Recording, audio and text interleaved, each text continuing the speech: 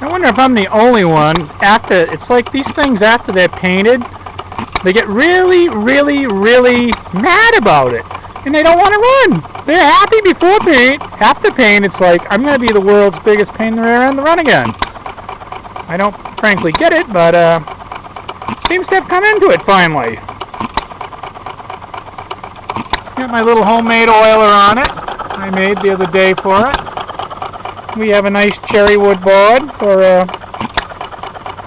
a base, and I made some special little handles here, little brass handles to pick it up, so it'll fit in my box I have for it.